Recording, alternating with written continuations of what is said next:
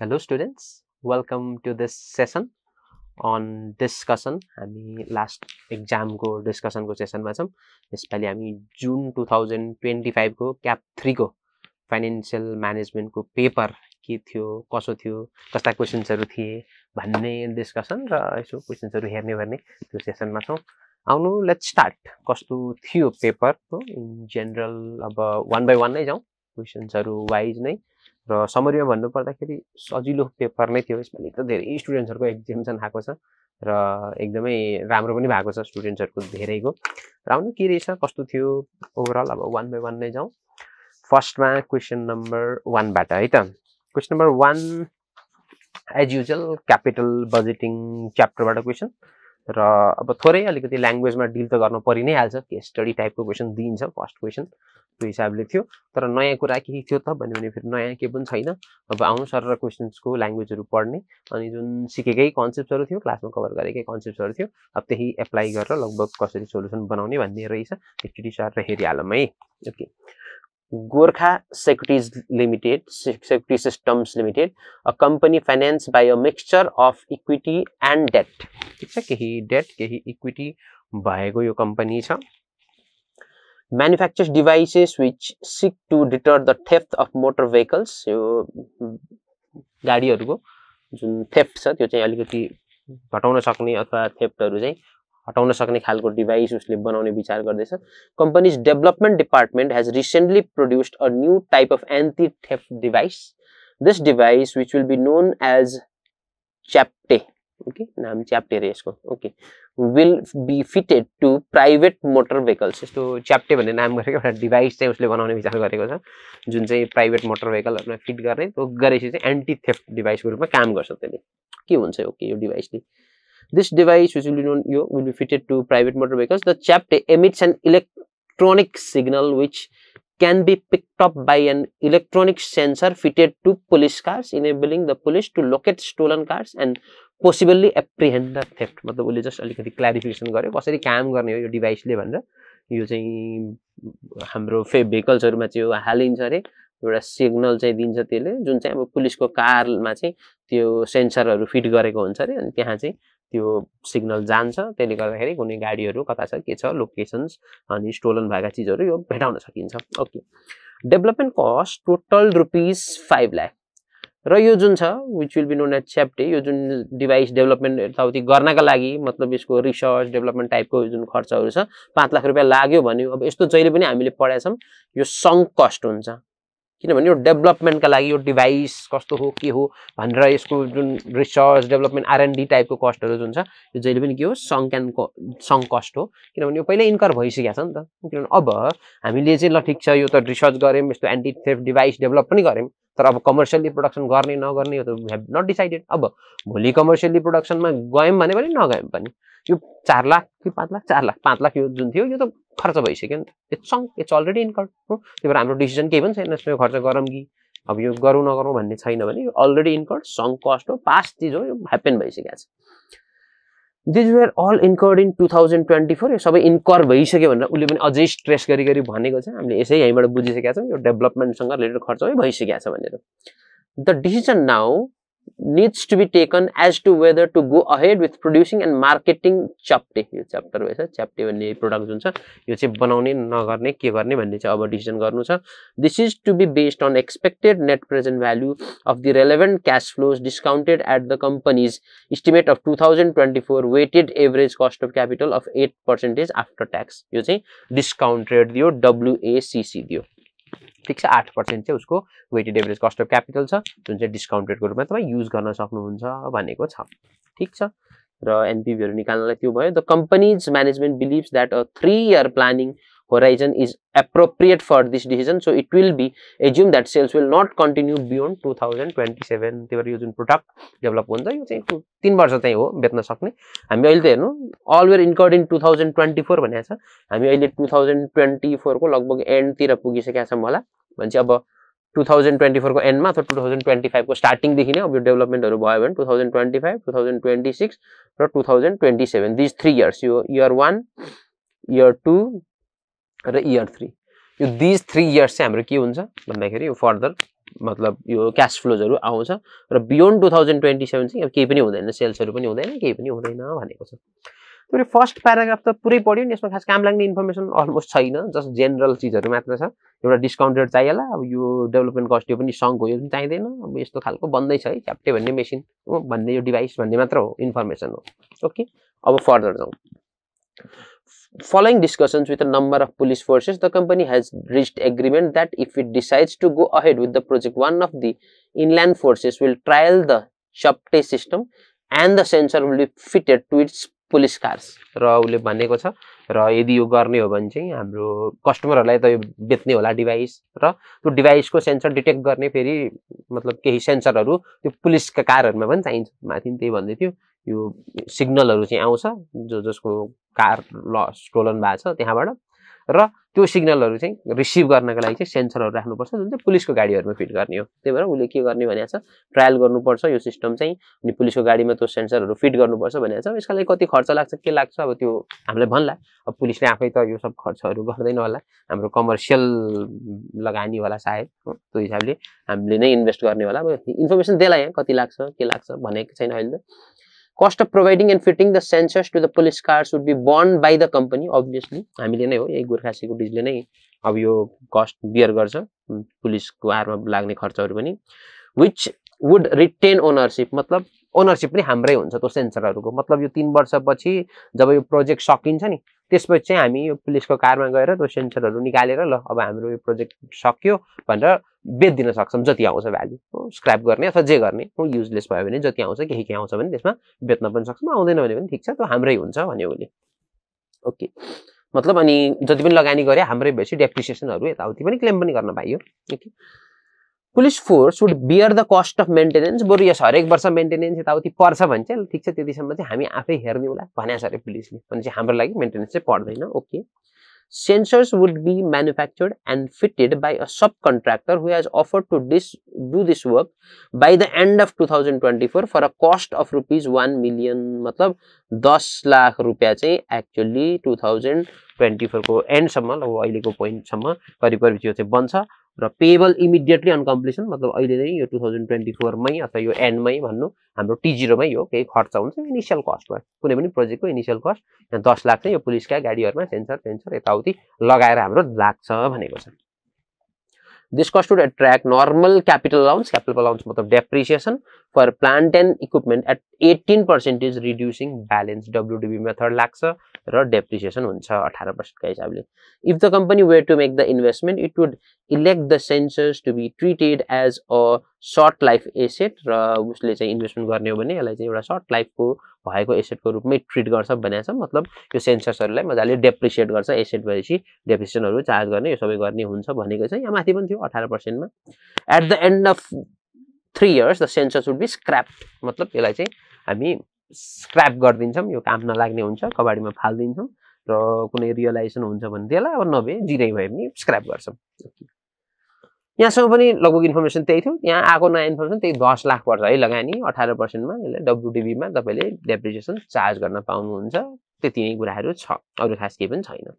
अब यहाँ के छ लामो त छ हेर्नु त धेरै थियो तर अब खास चाहिने इन्फर्मेसन रेलेभेन्ट इन्फर्मेसन कति नै छ र त्यति त थियो एउटा दुईटा इन्फर्मेसन कुरोको एक दुई लाइनमा दिए पनि हुन्थ्यो गिवन भनेर त्यसकै लागि उले त लामो बनाएको छ okay first sales of Chapte would be expected to be made during the year ending 31st December 2025 अघि पनि हामीले अनुमान गरेकै थियौं यहाँ पनि माथि भनिएको थियो हामी 2024 एन्ड सम्म चाहिँ यो सबै बनाउने गर्ने काम चाहिँ सकिन्छ जुन T0 हो इनिशियल इन्भेस्टमेन्ट जसरी अनि त्यसपछि T1 T2 T3 भनेको 25 26 27 यो 3 इयर्स मा हो सेल्सहरु हुने यो सबै हुने त्यही भएर पहिलो सेल्स भनेको चाहिँ यो वर्ष हो भनेर इयर एन्डिङ डिसेम्बर 2025 भनेको छ There is uncertainty as to level of sales. कति सेल्स गर्न सकिएला युनिट कति बेचेला भन्नेमा चाहिँ त्यस्तो सर्टेन चाहिँ छैन रे which could be expected so a market survey has been undertaken at a cost of rupees 1 lakh हो त्यही भएर यो भनेको छ अनसर्टेनिटी छ त्यही भएर एकदम त्यो अनसर्टेन भएको हुनाले त्यसको एक्सपेक्टेसनको लागि यो एक्सपेक्ट त गर्न सकिन्छ तर सर्टेन चाहिँ छैन त्यसका लागि मार्केट सर्वे गरिएको रहेछ कति रिसर्च गरिएको रहेछ कति जस्तो होला हाम्रो सेल्स भनेर पत्ता लगाउनको लागि त्यसकै लागि पनि कस्ट कति लाग्यो अब यो फेरि 1 लाख यो पनि रिसर्चकै खर्च हो नि त रिसर्च गरे हो सर्वे गरेको हो अब यो त इन्कर भइसक्यो फेरि यो भोलि एक्चुअली यो सिस्टम इन्स्टल गरे पनि यो 10 लाख यो सङ्क कस्ट होइन नि त यो भोलि सिस्टम इन्स्टल गरे भने मात्र लाग्ने हो यो 1 लाख यो ऐको 5 lakh these are all sunk cost ठीक छ यो इन्कर भइसक्यो अब यो भोलि इन्स्टल नगरे पनि त लाग्छ नि हामी एनपीवी नेगेटिभ आउला रे तर यो 1 लाख तिर्दिन भन्न पाइयो र रिसर्च त गरिसकेको छ कति कति सेल्स हुन्छ भन्ने पत्ता लगाउनलाई त्यो भएर यो पनि सङ्क कस्ट भयो यो पनि इर्रेलेभेन्ट हो The survey suggests that a company's target X works price of rupees 200 per chapter हेर्नु त यो च्याप्टेलाई उले बेच्ने भनेको कति रुपैयाँमा हो 200 रुपैयाँ हो सेलिङ प्राइस भनेको X works प्राइस भनेको छ X works मतलब उसको फ्याक्ट्रीमै भन्नु न मतलब जसले फ्याक्ट्रीमै आएर उठाएर लान्छ त्यसको चाहिँ प्राइस भनेको यसमा हाम्रो फर्दर ट्रान्सपोर्टेसन यताउति बाहिर ल्याएर वेयरहाउसहरु डिस्ट्रिब्युसनका खर्चहरु परेन मतलब त्यो हो सायद उसको प्लानै त्यही छ अब उले सिधै डाइरेक्टली रिटेल कस्टमरलाई बेच्ने हैन होला हो मतलब कोही होलसेलर अथवा कोही यस्तै मेजर डिस्ट्रिब्युटरलाई चाहिँ उसले डिल गर्छ र उले सिधै फ्याक्ट्रीमै आएर उठाउँछ 200 रुपैयाँमा त्यस्तै केही बुझ्नु पर्यो मतलब अरु खर्चहरु लाग्दैन लाग्छ भने त हामीले भन्न परिहाल्थ्यो त्यति लाग्छ भनेर एक्स वर्क्स मतलब त्यही फ्याक्ट्रीमै अथवा उसको बनेकै ठाउँमा गएर उठाउँदाखेरि लाग्ने कुन प्राइसमा उले बेच्छ त्यो हो चाहिँ 200 रुपैयाँमा बेच्छ ठीक छ सेलिङ प्राइस भन्नु न There would be a 60% chance of selling 10,000 chapter and 40% chance of selling 12,000 during 2025. हेर्नु त हुन त 3 वर्ष छ हाम्रो 2025, 2026 र 2027. पहिलो वर्ष चाहिँ हो सेल्स कति हुन सक्छ त सेल्स युनिट्स यो च्याप्टेको भनेर तपाईलाई यसरी दिएको छ. प्रोबेबिलिटी वाइज यसरी जुन ट्री वाइज हामीलाई दिइन्थ्यो त्यो टाइपको इन्फर्मेसन छ. कि त 10,000 नि हुन सक्छ अरे कि त कति 12,000 पनि हुन सक्छ युनिट्स भने चाहिँ चान्स पनि दिएको छ प्रोबेबिलिटी पनि 10,000 कि त 12,000 60% चान्स 10,000 त्यसपछि 40% चान्स 12,000 यसरी भनेको छ पहिलो वर्ष यो 2025 मा ठीक छ. अब यसको मतलब हेर्नु 2025 मा एक्सपेक्टेड कति भन्ने हामी निकाल्न सकिहाल्यौं 0.6 into 10,000 0.4 into 12,000 गरेर एक्सपेक्टेड सेल्स चाहिँ युनिट्स चाहिँ कति हुने भयो 2025 को भन्यो भने यही भयो 0.6 into 10,000 plus 0.4 into 12,000 0.6 into 10,000 plus 0.4 into 12,000 गर्दिनु भयो भने यो दुईटैको ग्रान्ड टोटल गर्दाखेरि 10,800 भयो. यो चाहिँ कहिले 2025 को ओके. अरु फर्दर 26 को 27 को के यही हो 10,800 नै अथवा अरु केही हो अब दिन्छ उसले यो चाहिँ हाम्रो 25 को ठाउँ भयो. If 2025 sales were to be at the lower level 2026 sales would be either 8,000 chapters 30% chance or 10,000 chapter 70% chance मतलब यदि 2025 को सेल्स एट लोअर लेभल मतलब 2020 मा यो लो वाला मतलब 10,000 भयो भने अब 2026 मा चाहिँ दुईटा चान्स छ यो लो लेभलबाट उठेर कहाँसम्म हामी पुग्न सक्छौं त भन्दाखेरि कि त 8,000 हुन्छ कि त 10,000 हुन्छ. अब अझै घट्न पनि सक्छ लो लेभल पहिले भयो भने अथवा त्यति नै मेन्टेन हुने पनि हुन सक्छ भनेको छ यो चाहिँ 2026 का लागि. ओके यस्ता क्वेशन्सहरु हामीले गरेकै छौं प्रोबेबिलिटीको यो ट्री वाइज यसरी गर्ने क्वेशन्सहरु त्यस्तै टाइपको रहेछ. ओके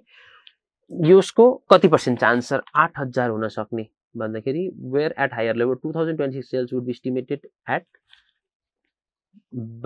ओके माथि थिए म 2026 चाहिँ कि त 8,000 30% चान्स 8,000 को 30% chance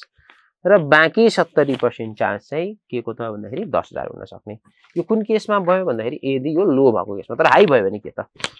if 2025 sales were to be at the higher level यदि माथिको लेभलमा गएको भए 2026 sales would be estimated at 12,000 च्याप्टे 50% or 15% 15,000 च्याप्टे 50% यो भइदाबे चाहिँ यो पहिल्यै 12,000 राम्रो सेल्स भयो भने चाहिँ यहाँ पनि कि त मेन्टेन हुन्छ कि त अझै राम्रो हुन्छ 50,000 15,000 पुग्छ र जसको चान्स चाहिँ 50% छ यो 2026 को भयो हैन त. अब 2026 को एक्सपेक्टेड कति हुने भन्दाखेरि अब यसमा हामीले जोइन्ट प्रोबेबिलिटीको कन्सेप्ट युज गर्नु पर्यो किनभने त्यो 8000 को चान्स कति त भन्दाखेरि त्यो 8000 को चान्स भनेको पहिला त 8000 हुनलाई पहिला 0.6 इन्टु 0.3 गर्नु पर्यो इन्टु गरेर जोइन्ट प्रोबेबिलिटी पहिला यो 2025 मा यो बेसी बल्ल यो एन्ड यो गर्दै जानु पर्यो एन्ड त्यसो 2026 को एक्सपेक्टेड सेल्स कति हुन्छ त भन्नका लागि मैले यही निकाल्दिन्छु ल एक्सपेक्टेड सेल्स युनिट चाहिँ कति हुने भयो भन्दाखेरि पहिला 8000 तर 8000 को चान्स कति भन्दाखेरि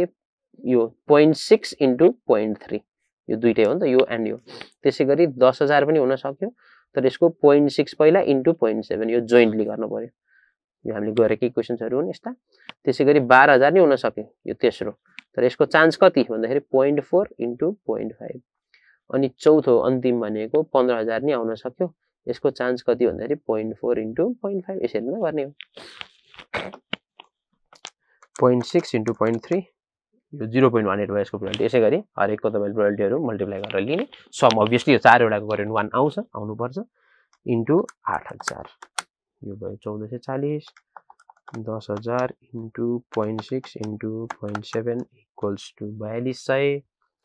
12000 इन्टु 0.4 इन्टु 0.5 यो 2400 15000 इन्टु 0.4 इन्टु 0.5 यो छ 3000 यो सबैको ग्रान्ड टोटल जुन छ यो गर्यो भने 11040 आयो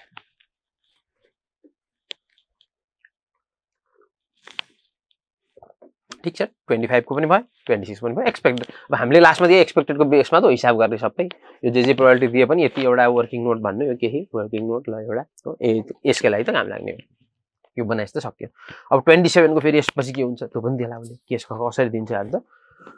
2027 sales would be expected to be 50% of whatever level of sales were to occur in 2026 भन्यो अब 2027 को लागि चाहिँ तपाईले त्यही भएर के हिसाब गर्नु पर्दैन रे यो 25 को भयो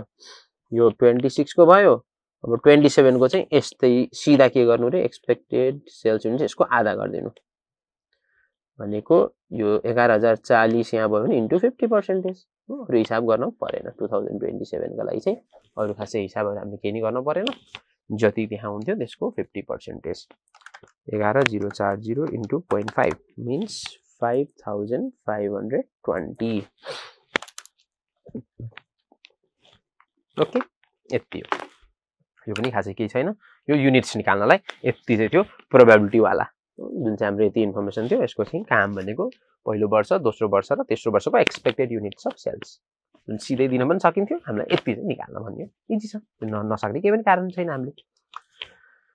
ओके अब जाउँ सेल्स अफ च्याप्टे would be expected to have an adverse effect on sales of दूरदर्शी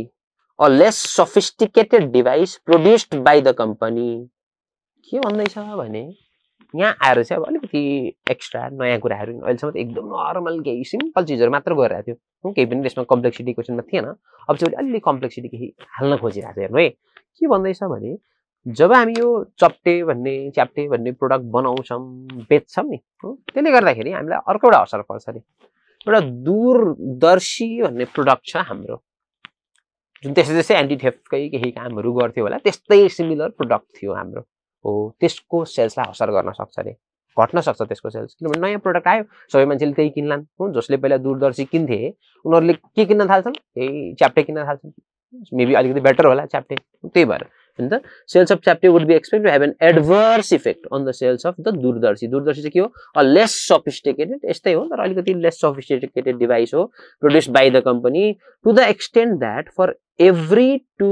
च्याप्टे sold one less दूरदर्शी would be sold हेर्नु यहाँ क्लियरली भन्यो असर त पर्छ कतिको कसरी पर्छ त भन्दाखेरि every 2 च्याप्टे सोल्ड हुँदाखेरि एउटा दूरदर्शी चाहिँ कम बेच्नु पर्छ मतलब 2025 मा नि जब तपाईको 10800 वटा चाहिँ यो च्याप्टे बिक्छ नि हो 10800 डिवाइड बाइ 2 हो यति बराबरको दूरदर्शी चाहिँ कम बिक्छ यसको opportunity we have to lose it यो बेच्दाखेरि जति हामीलाई बच्थ्यो नि लास्टमा प्रफिट हो जति कन्ट्रिब्युसन जति मार्जिन रहन्थ्यो नि हो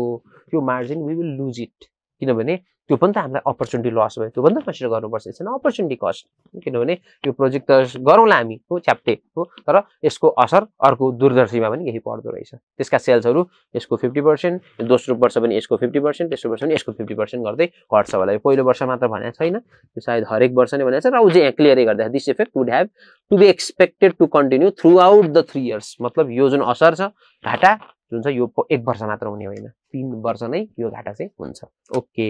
यो चाहिँ एउटा अपर्च्युनिटी कति लुज हुन्छ भनेर निकाल्नु पर्यो। त्यसका लागि त अभियसली हामीलाई चाहियो यो च्याप्टेको सट्टा जुन बनाएर बेचिरहेको प्रडक्ट थियो पुरानो दूरदर्शी, यो कतिमा बेच्ने गर्थ्यौँ, फेरि कति खर्चै लागिहाल्थ्यो, त्यसबाट मार्जिनहरू कति बच्यो हो, यी कुराहरू त हामीले हेर्न पर्ने हुन्छ। अब यो एडिसनल इन्फर्मेसन दिएपछि आउला, ठिक छ। Materials and components would be bought in at a cost of ₹70 per च्याप्टे। अब यो चाहिँ फेरि दूरदर्शीको होइन, त्यही च्याप्टेकै लागि भन्दैछ। यो च्याप्टे बेच्ने त 200 रुपियाँमा थियो, हामीलाई यहाँ दिएको थियो सेलिङ प्राइस 200, त्यो 200 मा बेच्ने त हो, र 70 जस्तो यहाँ के पर्छ, मटेरियल कम्पोनेन्ट यताउति र मटेरियल क्यापिटल त्यसका लागि चाहिने त्यसकै कस्ट पर्छ। म्यानुफ्याक्चर अफ इच च्याप्टे would require 3 hours of labour. र एउटा च्याप्टे बनाउनका लागि 3 आवर्स चाहिँ हामीलाई लेबर पनि लाग्छ। ओके, अब this labour would come from staff released by lost दूरदर्शी प्रोडक्सन। र अब यो लेबर कहाँबाट ल्याउने भन्दाखेरि तपाईसँग अरू त्यस्तो एक्स्ट्रा स्पेयर लेबरहरू त छैनन्, अथवा बाहिरबाट नयाँ पनि ल्याउन सक्ने चाहिँ छैन। त्यही स्टाफहरू थिए, कामदारहरू थिए जसले दूरदर्शी बनाएर बसेका थिए। किनभने दूरदर्शी अब डिमान्ड कम हुन्छ नि त, किनभने च्याप्टेतिर आउँछ, सिफ्ट हुन्छ, त्यही भएर त्यहाँबाट केही न केही लेबर आवर्स त बच्छ होला। अब सर त्यसैले मात्र पुग्छ त, नपुग्न नै सक्ला, त्यो भएन भने के गर्ने उसले इन्फर्मेसन दिएला, तर केही न केही लेबर आवर्स सेभ हुन्छ त्यहाँबाट। हेर्नु हो, तिनै कामदारहरू हुन्, हामीले उनीहरूले जति पैसा दिन्थ्यौँ पहिला त्यही दिइराख्छौँ, केही भएन, तर त्यति नै बराबरको काम चाहिँ यता गराउन सकियो। त्यही भएर 3 घन्टा जस्तो चाहिँ लाग्ने हो, 3 आवर्स। र यो कहाँबाट आउँछ, यो दूरदर्शी चाहिँ अब हामीलाई बनाउन छोड्छौँ जति जति हो, त्यहाँबाट लेबर आवर्स केही सेभ हुन्छ, त्यही ल्याएर हामी लगाउने हो। अरू त्यस्तो एक्स्ट्रा नयाँ मान्छे ल्याउने गर्ने प्लानिङ हाम्रो छैन। To the extent that this would provide insufficient hours, staff would work overtime paid at a premium of 50% over basic pay of ₹6 an hour. हाम्रो हेर्नु त नर्मल बेसिक पे रेट चाहिँ पर आवर ₹6 रहेछ, र 6 रुपियाँ पर आवरमा काम हुन्छ नर्मल्ली। तर हेर्नु त यदि मतलब त्यो नर्मल्ली काम गरिरहेका मान्छेहरू त यसै पनि त्यहाँ दूरदर्शीमा काम गरिरहेकै थिए, त्यति बराबरको जति लेबर आवर सेभ भयो त्यो ल्याएर यहाँ काम गराउन सकियो। अब बाँकी एक्स्ट्रा जति पुगेन, जति आवर्स हामीलाई म्यानेज हुँदैन हो, त्यो चाहिँ सबै के गर्नु पर्यो, 6 होइन 50% प्रिमियम, 6 इन्टु 50% प्लस भने 9 रुपियाँ हो। जस्तै 6 को इन्टु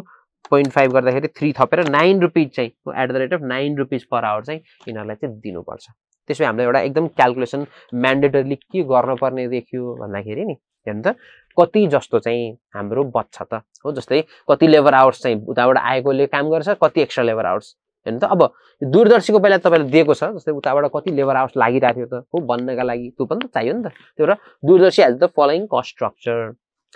पर unit selling price ex works, यो पनि फ्याक्ट्रीमा आएर उठाएर लाँदा रहेछन्, र 100 रुपियाँ सेलिङ प्राइसमा यो बिक्थ्यो। तर यसमा मेटेरियलको खर्चै 20 रुपियाँ लाग्थ्यो, लेबर भनेर 24 रुपियाँ लाग्थ्यो। अब लेबर 24 त लाग्छ, तर यो 4 घन्टाको हेर्नु त at the rate of 6 per hour, त्यही हो नर्मल रेट। हाम्रो नर्मल रेटै त्यही हो। पहिला नर्मल ठिक्क चाहिने जति हाम्रो लेबर थियो पनि। अब यो त हामीलाई जति सेभ हुन्छ त्यो चाहिँ फेरि यता लिएर आउने, अनि बाँकी नपुगेको एक्स्ट्रा प्रिमियम पनि गर्नु पर्यो। अनि फिक्स्ड ओभरहेड, यो चाहिँ फिक्स्ड नेचरका केही खर्चहरू पनि छन्। यो अब लेबर आवरकै हिसाबमा चार्ज भए पनि जे भए पनि फिक्स्ड कस्ट हो, यो सर्टेन पर युनिट यति लागे पनि यो फिक्स्ड अमाउन्ट केही तिर्नु पनि पर्ने हुन्छ। यो दूरदर्शीको चाहिँ कस्ट स्ट्रक्चर दियो। अब हेर्नु त यतिबाट हामीलाई के थाहा हुन्छ भने नि, जस्तै हामीलाई अब कति बराबरको लेबर कस्ट आउँदो रहेछ भनेर लगभग हामीले अहिलेसम्म पढेकोबाट म जस्ट तपाईँहरूलाई वर्किङ पनि देखाइहाल्छु। जस्तै हेर्नु त यहाँ पनि वर्किङ छ, मैले अझै सजिलो गरी हाम्रो हिसाबले पनि अझै सजिलो हुने गरी आन्सरमा पनि सोलुसन छ, मैले यहाँ तपाईँलाई छुट्टै यहाँ देखाइदिएको छु। जस्तै हेर्नु त अब लेबर कस्टको वर्किङ, जस्तै यो म पहिलो एउटा वर्किङ तपाईँलाई देखाइहाल्छु किनभने लगभग हाम्रो डिस्कसन भएको छ नि त, त्यही अनुसार। अब हेर्नु त पहिलो, दोस्रो र तेस्रो वर्ष हामीले कति एक्स्ट्रा लेबर कस्ट लाग्छ त, कति लाग्नेको लेबर कस्ट त्यो हिसाब गर्दैछु। अब युनिट्स अफ च्याप्टे, च्याप्टे हामीलाई कति बनाउनु छ अघि हामीले हिसाब गरेर निकाले अनुसार पहिलो वर्ष 10,800, यही त हो 10,800, 11,400, 5,520, 10,800, 11,440 र 5,520 हो यो 3 वर्ष। अब यति बनाउने बित्तिकै यसको लागि 3 आवर्स पर युनिटका हिसाबले हामीलाई लेबर कस्ट लाग्छ भनिएको छ च्याप्टेको त हो किनभने 3 आवर्स लाग्छ पर युनिट अफ च्याप्टे भनेपछि एट द रेट अफ 3 गर्दाखेरि यो इन्टु 3 गर्दाखेरि पहिलो वर्ष दोस्रो वर्ष तेस्रो वर्ष यति लेबर आवर्स चाहिँ हामीलाई चाहियो। अब उताबाट कति फ्री हुन्छ किनभने हाम्रो दूरदर्शीको युनिट चाहिँ फोरगन अथवा अब हामीले कति चाहिँ कम सेल्स गर्छौँ त भन्दाखेरि जति यो बेच्छन् यसको हाफ यो डिभाइड बाइ 2 हेर्नु यो डिभाइड बाइ 2 यसको 2 किनभने दुईवटा त बित्दा एउटा चाहिँ यो कम बिक्नी हो यसको आधा चाहिँ हामीलाई यो नबनाए पनि भयो पहिला बनाउने। अब यसको लेबर आवर्स चाहिँ कति रिलिज हुन्छ त भन्दाखेरि यसमा चाहिँ 4 आवर्स लाग्दो रहेछ अलिकति बढी आवर लाग्छ हेर्नु त यहाँ उता चाहिँ 3 घण्टामै बन्छ च्याप्टे यो चाहिँ 4 घण्टा लाग्छ हो एउटा युनिट बनाउनका लागि त्यसो भए इन्टु 4 का हिसाबले यति चाहिँ हामीलाई लेबर आवर्स चाहिँ रिलिज हुन्छ यो कहाँबाट दूरदर्शीबाट। त्यसको मतलब हो नि त एडिसनल लेबर आवर निडेड ए हामीलाई कति चाहिन्छ बी रिलिज कति भयो गर्दाखेरि यहाँ 10,800 यहाँ 11,040 र यो 5,520 यति चाहिँ हाम्रो एडिसनल एक्स्ट्रा नपुग लेबर आवर्स हो। अब पुगेको लेबर आवर्स त यस तिनीले काम गर्छन् त्यही 6 को रेटमा दिए भइहाल्यो एक्स्ट्रा कस्ट केही पनि पर्न त्यही उता जति खर्च भएको थियो त्यही यता खर्च हुन्छ केही पनि भएन। बाँकी अब incremental labour cost extra labour cost कति पर्यो त भन्दाखेरि च्याप्टेमा भन्दाखेरि अब यो चाहिँ 9 पर आवरका हिसाबले यो ओभर टाइम सहित यो एक्स्ट्रामा यो इन्टु 9 यो इन्टु 9 यसरी तपाईले निकाल्नु पर्यो। ठिक छ पहिलो चाहिँ हामीले यो बुझ्नु पर्यो यो लेबर कस्ट निकाल्नेमा थोरै अलिकति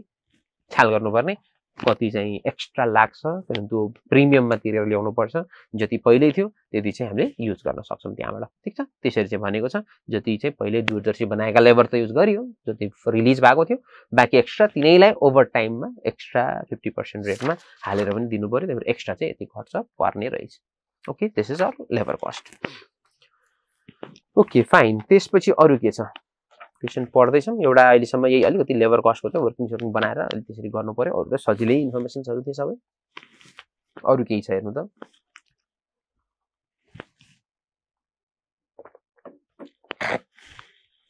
The management team currently employed by the company would be able to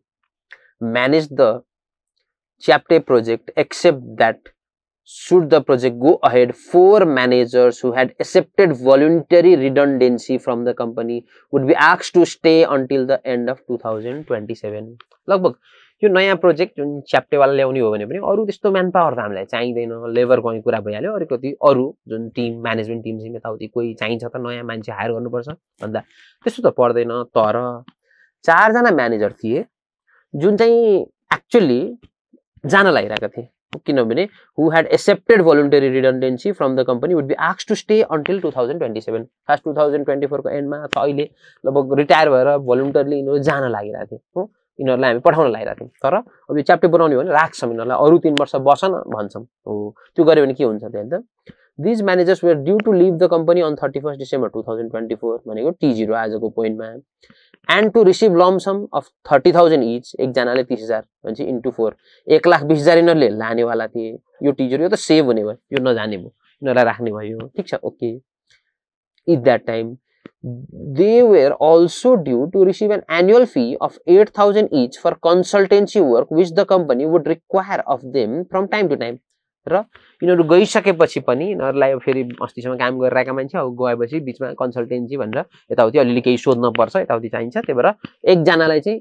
हरेक वर्षको चाहिँ कति दिनुपर्ने थियो अरे भन्दाखेरि 8,000 राखेर चाहिँ कन्सल्टेन्सीमा फेरि राख्ने थियो भनेपछि 8,000 इन्टु 4 8 चौको 32,000 चाहिँ फेरि पर एनुअल चाहिँ पर एनम चाहिँ यिनीहरूलाई कन्सल्टेन्सी तिर्न पर्थ्यो। If they were to agree to stay on, they would receive an annual salary of 20,000 each to include the consultancy fee. They would also receive lump sum of 35,000 each on 31st December 2027. हेर्नु त के भने अहिले 2024 को एन्डमा हामीले पठाएको भए 1,20,000 यिनीहरूलाई तिर्नु पर्थ्यो 30,000 इच इन्टु 4 अनि पठाइसकेपछि हरेक वर्ष यिनीहरूलाई 8,000 इन्टु 4 32,000 चाहिँ कन्सल्टेन्सी भनेर तिर्नु पर्थ्यो किनभने यिनीहरूलाई पठायो भने केही न केही कुरा सोधिरहनु पर्छ यिनीहरूसँग सर्भिसहरू लिइरहनु पर्छ। तर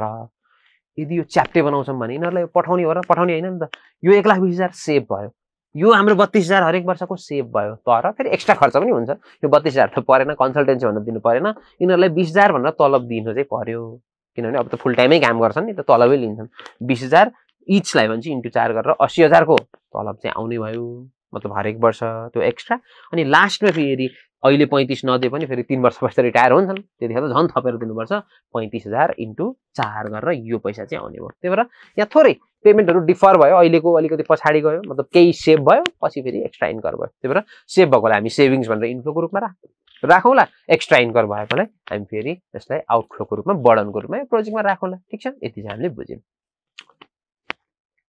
ओके, अब यो भनेको छ रिक्वायरमेन्ट फ्रम द च्याप्टे project. These payments would all be borne by the company, obviously यो सबै स्यालेरी यो कम्पेन्सेसन जे छ कम्पनीले तिर्ने हो,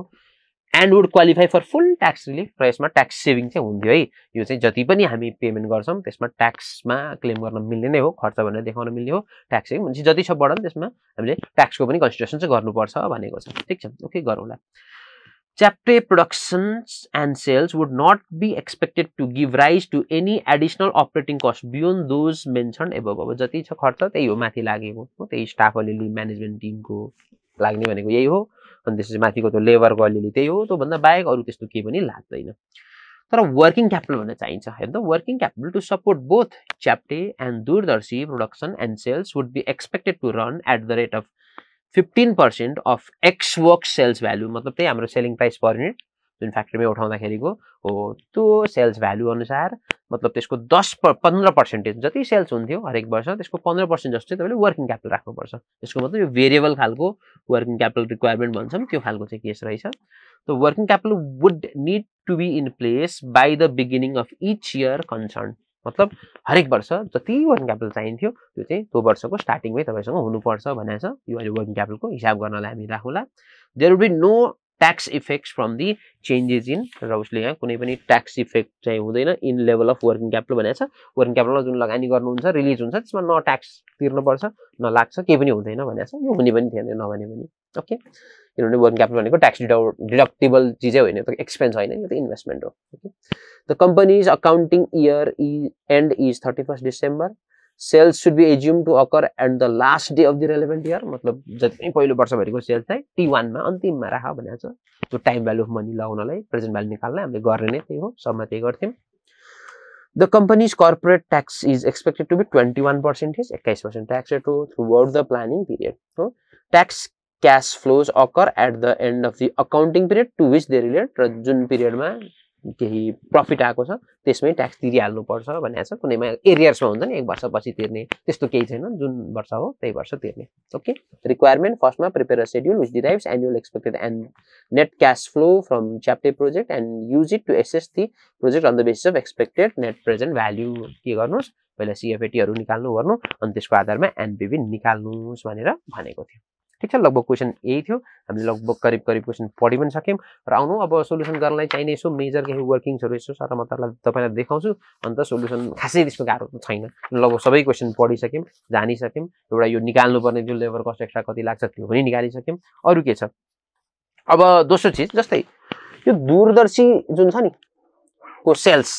जुन छ एक्चुअली हामीले लुज गरिरहेको छौँ, यसबाट हामीलाई कति लस भयो त यो पनि निकाल्नु पर्यो। It's an opportunity cost. अब यो एउटा क्यालकुलेसन हामीले भनेको थियो, जस्तै कति युनिट्स चाहिँ हामीले दूरदर्शी चाहिँ फर्गो गर्छौँ अथवा चाहिँ कम बेच्छौँ त भन्दाखेरि यो चप्टे जति बेच्ने हो त्यसको हाफ हरेक वर्ष। त्यही भएर यहाँ यति युनिट, यहाँ यति युनिट, यहाँ यति युनिट कम बिक्ने भयो। अब हरेक युनिट कम बिक्दाखेरि हामीलाई कतिको लस हुन्छ त भन्दाखेरि, अब लस हामीलाई हेरौँ न, यो दूरदर्शीको हामीलाई कस्ट स्ट्रक्चर यसरी दिएको छ। हरेक युनिट नबेच्ने बित्तिकै यो 100 रुपियाँ सेलिङ प्राइस हामीलाई एक्चुअली यस यो छुट्ने भयो, हाम्रो यो सेल्स गर्न सक्दैनौँ 100 रुपियाँको यो। त्यसपछि मेटेरियल कस्ट जुन 20 रुपियाँ छ नि, फेरि यो इन्कर हुँदैन हो, यो भन्दा बच्ने भयो नि त। त्यो हिसाबले नेटमा हेऱ्यो भने 80 रुपियाँ यहाँबाट छुट्ने देखिन्छ हो। त्यो बाहेक अब लेबर कस्ट जुन छ 24, यो लाग्छ कि लाग्दैन भन्दाखेरि, अब लेबर कस्ट त हेर्नु कुनै पनि हाम्रो लेबर खेर जाँदैन हो, सबै यो नयाँ हो। यो दूरदर्शी नभए पनि अब यो च्याप्टेमा हाम्रो इन्कर भइहाल्छ। त्यही भएर यो लेबर कस्ट कुनै पनि हामीलाई रेलेभेन्ट नै छैन, मतलब हामीले सेभ गऱ्यौँ अथवा तिर्न पर्दैन भन्ने होइन नि त, तिर्न परिहाल्छ नि त। त्यही भएर यो लेबरलाई त सेभ भन्न परेन अथवा केही पनि भएन। यो फिक्स्ड ओभरहेड, यस अब यो फिक्स्ड ओभरहेड पनि सेभ हुँदैन, किनभने जति लाग्ने हो लाग्ने हो। त्यसको मतलब हेर्नु त यति, जस्तै हाम्रो 100 रुपियाँ चाहिँ लुज हुन्छ एक युनिट नबेच्दा, तर एक युनिट नबेच्दा 20 रुपियाँ फेरि हाम्रो सेभ पनि हुन्छ हो। त्यो भएपछि हाम्रो लेबर कस्ट सेभ हुन्छ भन्दाखेरि हुँदैन, किनभने यसै पनि च्याप्टेमा यो युज भइहाल्छ। लेबर कस्ट सेभ हुने होइन, फिक्स्ड ओभरहेड सेभ हुँदैन, हुँदैन, फिक्स्ड हो यो सेभ हुँदैन भन्छ। यो दुईटा इरेलेभेन्ट भयो, राखिन। मतलब 100 मा मैले बेचेर मतलब 100 रुपियाँ आउँथ्यो, तर 20 रुपियाँ मेरो मेटेरियल कस्ट परिहाल्थ्यो भनेपछि 80 जस्तो चाहिँ मैले कन्ट्रिब्युसन अथवा केही जेनेरेट गर्न सक्थेँ एक युनिट बेचेर च्याप्टेबाट। ओके यो 1 युनिट बेचेर मैले यति चाहिँ ल्याउन सक्थेँ अब पहिलो वर्ष यति युनिट बेच्दिनँ दोस्रो वर्ष यति कम बेच्छु तेस्रो वर्ष यति कम बेच्छु इन्टु 80 गरेर यति चाहिँ मलाई अपर्च्युनिटी लस भएको सिधा ठीक छ यो दूरदर्शी कम कम बेच्दाखेरि च्याप्टरले गराएको लस यही हो ठीक छ यो पनि हाम्रो अपर्च्युनिटी कस्ट हो we have to consider it यो कन्सिडर गर्नु पर्यो ओके एउटा यो अनि सर वर्किङ क्यापिटलको पनि कुरा गरेको थियो यसको पनि यहाँ वर्किङ देखाइदिएको छु मैले हेर्नु त यो अहिले सोलुसन पनि छ मैले यसमै पनि राख्दै यो सजिलो होस् भनेर हाम्रो स्टाइलमा अलिअलि सजिलो गरी राखेको यसमा चाहिँ ओके वर्किङ क्यापिटल इन्भेस्टमेन्ट कति त भन्दाखेरि अब क्लियरली भनेको छ उसले वर्किङ क्यापिटल चाहिँ 15% आवश्यक पर्छ दुईटैको च्याप्टेको पनि दूरदर्शीको पनि जति सेल्स हुन्छ नि त्यसको 15% जस्तो चाहिँ वर्किङ क्यापिटल चाहिँ रिक्वायरमेन्ट हो भन्दा त्यसै पहिला हेर्नु च्याप्टेको सेल्स कति हुन्छ यो सेल्स कसरी आयो भन्दाखेरि हामीसँग च्याप्टेको युनिट छँदैछ हो सेलिङ प्राइस पर युनिट कति हो च्याप्टेको भन्दाखेरि हामीसँग पर युनिट सेलिङ प्राइस यहाँ दिएको थियो च्याप्टेको 200 हो नि त हैन यो 200 यसरी आउँछ 200 पर युनिट त्यही भएर माथिको युनिट्स जुन छ @200 गर्यो भने पहिलो दोस्रो तेस्रो वर्ष कति चाहिँ सेल्स हुन्छ अनि यसको 15% चाहिँ वर्किङ क्यापिटल निड हो 15% तर यो पहिलो वर्षको स्टार्टिङमै चाहिन्छ T0 दोस्रो वर्षको स्टार्टिङमै चाहिन्छ T1 मा तेस्रो वर्षको स्टार्टिङमै चाहिन्छ तर मैले यो एक वर्ष अगाडि राखेको चाहिँ त्यो मात्र रिजन भयो च्याप्टेमा यति वर्किङ क्यापिटल चाहिन्छ तर दूरदर्शीको सेल्स जुन घटेको छ नि यसले गर्दाखेरि यति बराबरको वर्किङ क्यापिटल पनि त केही रिलिज हुन्छ किनभने दूरदर्शी चाहिँ 100 रुपैयाँ पर युनिटमा बेच्नु हुन्छ हेर्नु दूरदर्शीको सेलिङ प्राइस पर युनिट त 100 हो यस कति युनिट भन्दाखेरि अब यति युनिट चाहिँ तपाईले कम बेच्नुहुन्छ हाफ हो यो फर्गन युनिट जुन छ यति हो यसको चाहिँ इन्टु 100 का हिसाबले गर्नु भने यति बराबरको कम सेल्स हुन्छ र यसको 15% यसमा पनि वर्किङ क्यापिटल लाग्ने थियो त्यही भएर यति बराबरको वर्किङ क्यापिटल यहाँबाट रिलिज पनि हुन्छ यो त बेच्नु छैन यति बराबरको त तपाईलाई वर्किङ क्यापिटल त्यहीबाट आइहाल्छ भनेपछि एक्स्ट्रा नपुगेको कति त यो माइनस यो एक्स्ट्रा चाहिँ यति चाहिँ मलाई मेन्टेन गर्नुपर्ने हुन्छ T0 मा यति एक्स्ट्रा T1 मा यति एक्स्ट्रा T2 मा यति एक्स्ट्रा अब यसको मतलब कति मेरो इन्भेस्टमेन्ट अथवा रिलिज भन्दाखेरि यति मेन्टेन गर्नलाई T0 मा मैले सुरुमा यति लगानी गर्नु पर्यो यहाँ T1 मा अरु एक्स्ट्रा किन 240 त मेरो पहिल्यै थियो 5400 अरु फर्दर लगानी गर्नु पर्यो सो दैट मेरो 248400 पुग्छ यहाँ चाहिँ मेरो घटाउनु छ त्यही भएर अलिकति यो रिलिज हो प्लस हो र बाँकी रहेको यहाँ रिलिज हुन्छ यसरी चाहिँ मेरो वर्किङ क्यापिटलको चाहिँ रिलिज यहाँ भएको सबै अन्तिममा T3 को पोइन्टमा त सबै रिलिज हुन्छ प्रोजेक्टै सक्यो ओके यो भयो फाइन यो भयो अब अर्को एउटा वर्किङ त्यहाँ effective sales value of sensor भनेर यो सेन्सर्सहरु जुन हामी पुलिसको भेहिकल्सहरुमा हामीले लगाएका थियौं 10 लाख रुपैयाँ इन्कर गरेर T0 मा यसको लास्टमा सेल्वेज भ्यालु कति बच्छ त भनेर निकाल्न खोजेको हेर्नुस् ओके अब त्यो कसरी निकाल्ने भन्दाखेरि अब सुरुमा 10 लाखमा त हामीले लगायौं ठीक छ 10 लाखमा लगायौं अब यसको डेप्रिसिएसन त 18% भनेको छ अब 18% का हिसाबले 3 वर्षको डेप्रिसिएसन कति हुन्छ त ओके त्यो निकाल्ने अनि त्यसपछि तपाईले बुक भ्यालु निकाल्नु पहिला अब सेल्वेज भ्यालु यहाँ कहीं दिएको छैन हो यो जिरै मान्ने हो सेल्वेज भ्यालु अब नदिए पनि लस त भयो नि त किन बुक भ्यालु त यो हुन्छ हेर्नु कसरी भन्दाखेरि 10 लाख माइनस 3 वर्षको डेप्रिसिएसन 3 वर्षको डेप्रिसिएसन भनेको त्यही 18% हो फर्स्ट इयरको सेकेन्ड इयरको जस्तै फर्स्ट इयरको कति हुने भयो 1,80,000 हुने भइहाल्यो पहिलो वर्षको 1,80,000 18% दोस्रो वर्षको कति हुन्छ भन्दाखेरि फेरि 1,80 घटाएर यो भनेको 18 भने 0.82 इन्टु 1,80,000 गर्दाखेरि दोस्रो वर्षको 147,600 डेप्रिसिएसन अनि तेस्रो वर्षको फेरि इन्टु 0.82 गर्दा यसको पनि 18% घटाएर 1,21,032 यो 3 वर्षको डेप्रिसिएसन गरिसकेछ त हेर्नु त बाँकी रहने यो बुक भ्यालु भने यही हो 5,51,000 यो सेल्वेज भ्यालु केही पनि आउन्न तर 5,51,000 लस हुन्छ र ट्याक्स रेट 21% का हिसाबले हामीलाई यति बराबरको ट्याक्स सेभिङ हुन्थ्यो लस त्यही भएर इफेक्टिभ सेल्वेज भ्यालु चाहिँ कति त भन्दाखेरि सेल्वेज भ्यालु त आउँदैन थियो तर ट्याक्स सेभिङ मात्र गर्दाखेरि पनि कम्तीमा 1,15,000 जतिको चाहिँ 787 जतिको चाहिँ इफेक्टिभली सेल्वेज भ्यालु रह्यो भन्ने कुरा हो ठीक छ यिनै कुराहरु थिए अब आउनु यो सबैलाई मिलाएर अनि लास्टमा एनपीवी निकाल्ने भन्ने एउटा शीटमा मैले राखेको छु हेर्नु त सबभन्दा पहिला सेल्स अघि हामीले भनिसक्यौं कति युनिट छ 200 का हिसाबले यति युनिट हो पहिलो दोस्रो तेस्रो मैले नोट गर्दै छु यो अनुसार सेल्स आउँछ मेटेरियल कस्ट 70 का हिसाबले लाग्छ च्याप्टेमा हेर्नु त यहाँ च्याप्टेमा लाग्ने मेटेरियल कस्ट 70 का हिसाबले 70 का हिसाबले मेटेरियल कस्ट लाग्यो लेबर कस्ट कति लाग्छ त भन्दाखेरि अब यो एक्स्ट्रा लेबर कस्ट राख्ने हो किनभने हामीलाई एडिशनल कति लाग्यो त त्यो पहिले पनि लागिरहेको थियो दूरदर्शीमा त्यो त भइहाल्यो हो त्यो हामीले सेभिङ्स भनेर पनि राखेनौं यहाँ एक्स्ट्रा कस्ट मात्र राख्यो भने भइहाल्यो किन त्यो पहिलेदेखि इन्कर भएकै चिज थियो त्यो बाहेक एक्स्ट्रा इन्क्रिमेन्टल लागेको भनेको अहिलेको वर्किङ नोट 1 मा बनाए जस्तै ठीक छ यति लाग्यो अनि अपर्च्युनिटी लस भनेको कति त हुन्छ हेर्नु त अपर्च्युनिटी लस भनेर अघि वर्किङ नोट 2 बनाएको थियो यो भनेको च्याप्टे हामीले जुन कम बेच्दाखेरि हामीलाई कतिको लस हुने भयो भनेर यहाँ निकालेको त्यो फिगर्सहरु यो पनि हामीले राख्न सक्यौं अनि डेप्रिसिएसन त राख्नु पर्यो यसपछि फेरि एड ब्याक गर्ने हो अघि बनेको पहिलो वर्ष दोस्रो वर्ष तेस्रो वर्षको यो सेन्सरको डेप्रिसिएसन अनि यो बाहेक अब हेर्नु त अब अघि त्यो रिटायरमेन्ट फी जुन छ यो चाहिँ T0 मा चाहिँ 1,20,000 सेभिङ किनभने 30,000 का हिसाबले 4 जनाको भनेको थियो T0 मा चाहिँ 1,20,000 सेभिङ हुन्छ तर फेरि यही रिटायरमेन्ट फी यो T3 मा चाहिँ गएर लागिहाल्छ किनभने 35,000 इन्टु 4 जना गरेर यो 1,40,000 तपाईको लाग्छ 35,000 इन्टु 4 अहिले 30 का हिसाबले यहाँ सेभ यो चाहिँ पोजिटिभमा सेभिङ्स अनि यहाँ लास्टमा फेरि आउटफ्लोको रूपमा सेभिङ छ भने इनफ्लो यो T0 मै इमिडिएटली हो यहाँनिर आउटफ्लो ओके अनि यसको ट्याक्स इम्प्लिकेसन पनि लिनु भनेको थियो तर हामीले बिफोर ट्याक्स नै यो सबै राखेका छौं सो दैट 1 माइनस ट्याक्स गर्दा यसको ट्याक्स इम्प्लिकेसन्सहरु आउँछ त्यसैगरी अनि यो भयो अनि फर्दर कन्सल्टिङ फी पनि हैन त यो अब 8,000 इन्टु 4 32,000 यो हरेक वर्ष यो सेभ हुने भयो यो सेभिङ्स यो पोजिटिभमा राख्यौं ठीक छ तर फेरि स्यालेरी भनेर यिनीहरुले 20,000 हरेक वर्ष दिनु पर्यो 20 चौको 80,000 यो फेरि एक्स्ट्रा कस्ट नेगेटिभमा राख्यौं यो सबै कन्सिडर गरिसकेपछि प्रॉफिट बिफोर ट्याक्स भनेर यो 4 वर्षको भ्यालु आउँछ यसमा प्रॉफिट आफ्टर ट्याक्स भनेको हेर्नु त कति पर्सेन्ट हुन्छ 21% भनेपछि 1 माइनस 0.21 गरेको यो 79% फिगर चाहिँ बाँकी प्रॉफिट आफ्टर ट्याक्स यो जुन चाहिँ ट्याक्स तिरिसकेपछि एड ब्याक डेप्रिसिएसन अघि जति लेस भएको डेप्रिसिएसन त्यो फेरि एड ब्याक गर्ने किन हामीलाई त सीएफएटी चाहियो हरेक वर्षको एनुअल सीएफएटी अनि यसमा अरु बाँकी छन् भने जस्तै मैले T0 मा अथवा अरु चाहिँ इन्फ्लो आउटफ्लो केही छुट्या छ भने यो त एनुअल अपरेसनबाट आएको सीएफएटी भयो नि त अपरेसनको अरु बाँकी के छ त त्यो पनि राखे अरु हेरेको भने इनिशियल इन्भेस्टमेन्ट भनेर यहाँ 10 लाख को लगानी थियो वर्किङ क्यापिटलको इन्भेस्टमेन्ट थियो अब अघि वर्किङ नोट बनाएको थियो 3 मा हैन त सुरुमा 2,43,000 को लगानी त्यसपछि फेरि 5,000 को अरु लगानी अनि चाहिँ अलिकति कम चाहिने भएर केही रिलिज अनि त्यसपछि केही रिलिज त्यो अनुसार अनि लास्टको इफेक्टिभ सेल्स भ्यालु यो अन्तिममा 1,15,000 सबै गर्दा overall cash flow present value factor 8% का हिसाबले अनि प्रेजेन्ट भ्यालु यो निकालेर यो सबै गर्दाखेरि पोजिटिभ एनपीवी आएको छ यो प्रोजेक्ट चाहिँ एसेप्ट गर्ने भन्ने हुन्छ ठीक छ यसरी चाहिँ हामीले यो गर्न सक्यौं फर्स्ट क्वेशन खासै त्यस्तो गाह्रो चाहिँ छैन यस अब त्यसको कन्ट्रिब्युसन लस कति भयो अथवा चाहिँ त्यो लेबर आवर्स चाहिँ कति लागेको थियो अनि अब कति एक्स्ट्रा पर्यो अब त्यसको के क्याल्कुलेसनहरु त गर्न पर्छ हेर्नु अब यतिको क्वेशनमा त गर्न पर्छ त्यतिको त हो अरु त खास के पनि नयाँ चीज छैन ठीक छ यसरी नै थियो र एनपीवी यहाँ हेर्नुभयो भने 5,66,000 यसरी निकालेको छ या सायद नियरेस्ट 1000 मा के निकाल्ला भनेको थियो यसलाई यो नियरेस्ट 1000 मा 566 नै हुन्छ हामीले त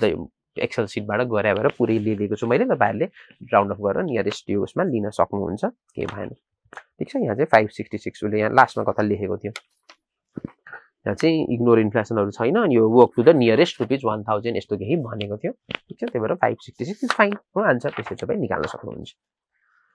ओके यो पहिलो पार्ट थियो 18 मार्क्स यसले क्यारी गर्थ्यो हो लगभग हामीले डिस्कस गरेको कुरामा अनि दोस्रो पार्टमा थोरै केही कमेन्ट्री छ मतलब यही जुन एनालिसिस हामीले गरेको पार्टहरुमा केही अरु चीजहरु टु बी कन्सिडर्ड के हुन सक्छ यस्तो सोधा छ हेर्नु त comment on the assessment of the project made in requirement A and any reservations you have about it has the basis for making a decision as to whether to proceed with the project र हेर्नु त यसरी त भयो अब यो assessment ठीक छ कि छैन एनपी पोजिटिभ त भन्ने नै भयो अब any reservations you have about it as the basis for using decision making गर्नु भन्दा अगाडि अरु केही कुराहरु रिजर्वेशन्सहरु हुन सक्छ भनेको छ अब यो भनेको यसलाई हामी प्राय non financial factors affecting capital budgeting decision भन्छौं फाइनान्शियल पोइन्ट अफ भ्यूबाट एनपीवी त निकाल्नु भयो इट्स पोजिटिभ ठीक छ तर स्टिल यो प्रोजेक्ट एक्सेप्टै हुन्छ भन्ने ग्यारेन्टी छैन नि त किनभने मान्छेलाई डर हुन्छ मतलब कति धेरै चीजहरु यो एस्टिमेट हो हेर्नु सबै एस्टिमेटको आधारमा पोजिटिभ आएको छ भोलि यो एक्चुअल हुन्छ हुँदैन अनसर्टेनिटी सेल्सहरु यति होला कि उति होला भन्ने अनुमान हो हेर्नु सबै हो यो हुन्छ हुँदैन यो त धेरै अनसर्टेनिटीका कुराहरु छन् नि धेरै एस्टिमेटका कुराहरु छन् नि त हो त्यही भएर यस्तै कुरामा अब तपाई के रिजर्वेशन्सहरु राख्न सक्नुहुन्छ त यो चाहिँ विचार गर्नुपर्ने नन फाइनान्शियल फ्याक्टर अथवा यो पनि त ख्याल गर्नुपर्छ नि भनेर केही भन्न सक्नुहुन्छ जे आन्सर दिए पनि हुन्छ यस्तो पार्टमा अब ठ्याक्कै यही भन्ने छैन हेर्नु त उले जस्तै demand for chapter is subject to great uncertainty त्यही भएर सेन्सिटिभ एनालिसिसहरु गरे राम्रो भनेको छ ठीक हो एकदम अनसर्टेन छ भने फेरि कतिको असर गर्छ सेन्सिटिभिटी के हो हेरौं न त त्यो भन्ने ठीक हो जस्तै अरु के छ फेरि त्यही sales are subject to uncertain छ त्यही भएर रिस्की हुन सक्छ भने हाम्रो प्रोजेक्ट ठीक हो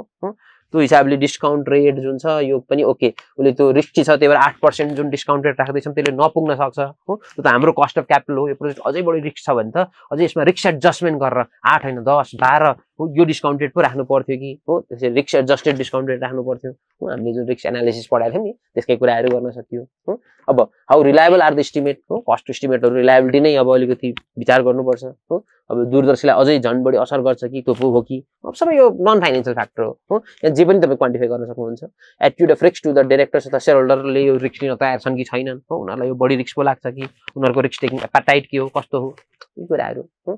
त्यसपछि कस्ट सबै कन्सिडर भयो भएन अरू केही कस्टहरू पो छ कि अब यस्तै यस्तै कुराहरू यहाँ गरेको छ अब यो सबै नन फाइनेन्शियल फ्याक्टर्स हो तपाईँले आफैले मिलाएर जे लेखे नि भयो यहाँ त हो जस्तो थ्योरिटिकल चिज अरू नन फाइनेन्शियल चिजहरू कस्ता कस्ताले असर गर्न सक्छ भन्ने ओके यो थियो क्वेसन नम्बर 1 यही नै थियो ओके लेट्स मुभ अब चाहिँ क्वेसन नम्बर 2 मा जाउँदैछु बे 1 त हाम्रो भयो अब जान्छौँ 2 मा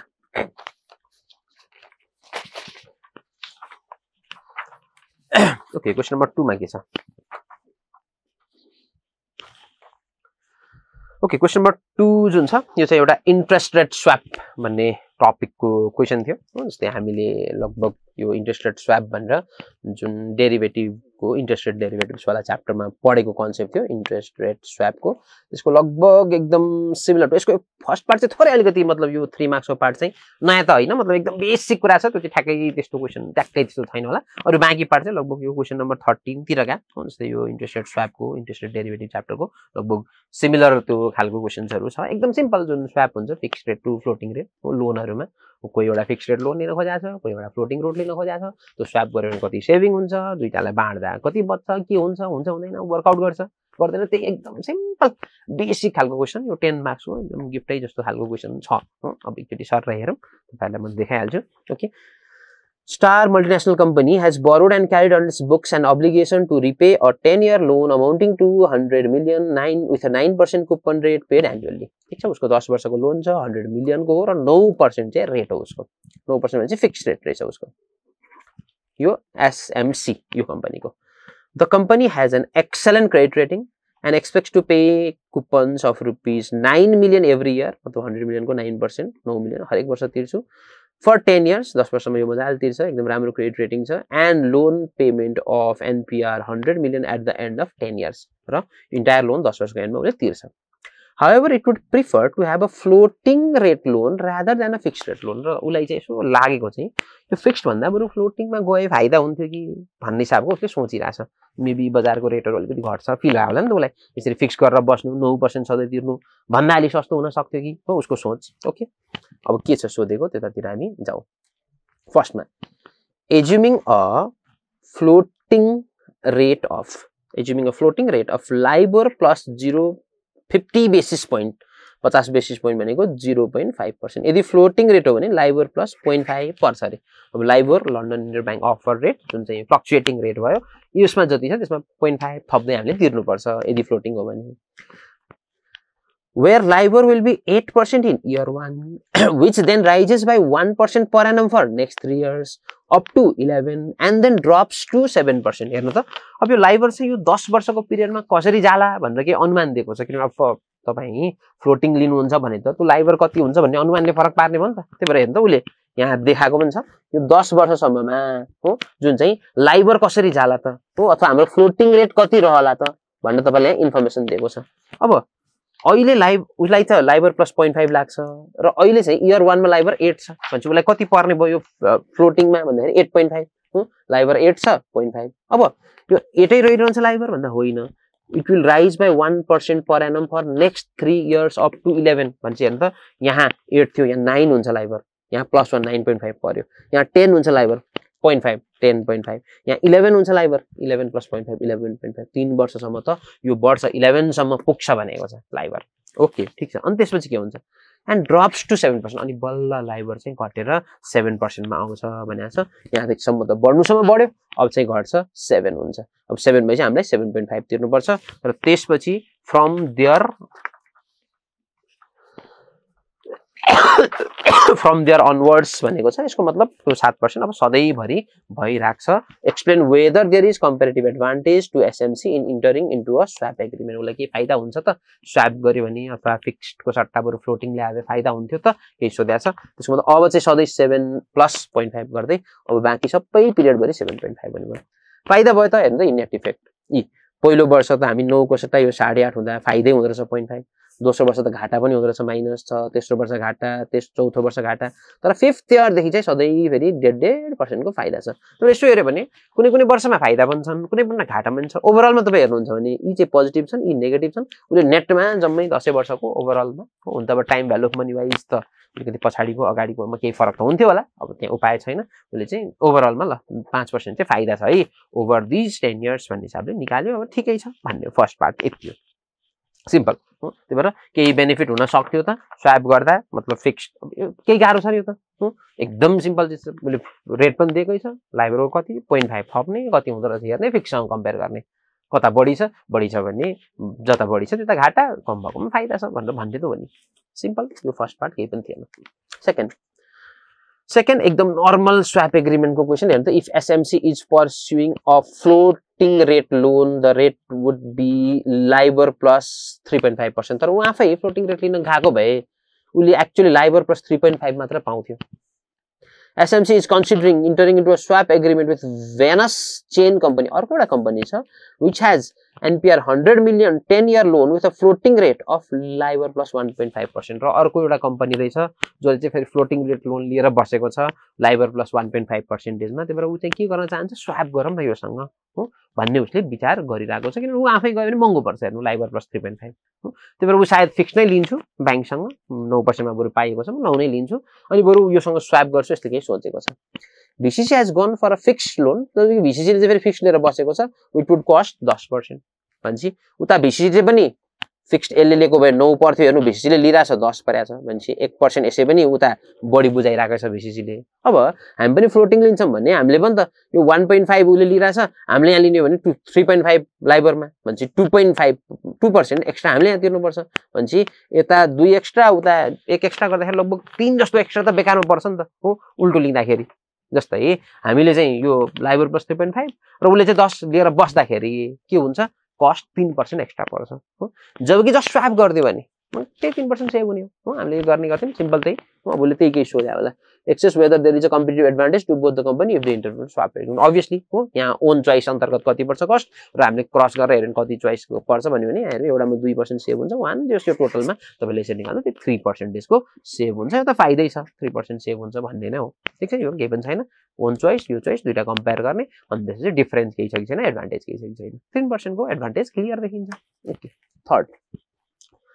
SMC has signed a swap agreement with VCC to pay LIBOR plus 0.5 SMC र VCC को बीचमा एउटा swap agreement हुँदैछ जहाँ चाहिँ to pay LIBOR plus 0.5 to BCC and BCC is liable to pay 8% to MCC भन्छ BCC ले SMC लाई चाहिँ 8% फिक्स तिर्दिन्छ रे र यसले चाहिँ यसलाई चाहिँ के गर्दिन्छ LIBOR plus 0.5% तिर्ने गरी चाहिँ स्वाप गर्ने चाहिँ एउटा एग्रीमेन्ट भयो रे भन्छ बैंकमा चाहिँ आफै जाने ओरिजिनली जे लिन एडभान्टेजेस हुन्छ त्यही लिने मतलब उले फ्लोटिङ लिन्छ किनभने उलाई फ्लोटिङ सस्तो पर्छ लाइबर प्लस 1.5 मा आउँछ अर्कोले फिक्स लिन्छ BCC ले किनभने उसलाई फिक्स सस्तो पर्छ बैंकसँग त 9% अनि के गर्छन् एक अर्काको बीचमा यिनीहरु स्वाप गर्छन् ओके अब लास्टमा नेटमा कस्ट कति पर्छ यस्तै केही सोध्ला हेर्नु त 1% of the total commission of the financial institution र यो स्वापिङ बैंक जसबाट अरेन्जमेन्ट सेटलमेन्ट गरिन्छ उले पनि 8% को कमिसन लिन्छ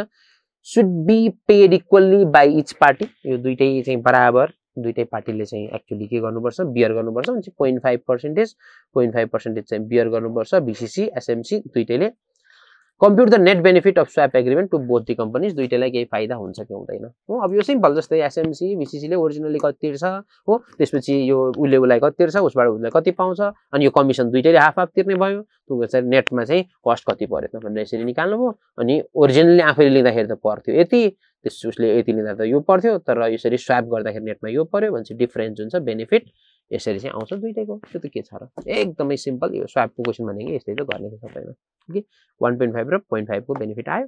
र अभियसली यही माथि देखाएको थियो 3% को टोटलको बेनिफिट हो त्यो मध्ये 1% जस्तो कमिसन भनेर स्वापिङ ब्याङ्कले लान्छ 0.5 दुईटैलाई घाटा हुन्छ नेटमा चाहिँ 2% बेनिफिट हुन्थ्यो अब यिनीहरूको स्वाप एग्रिमेन्ट अनुसार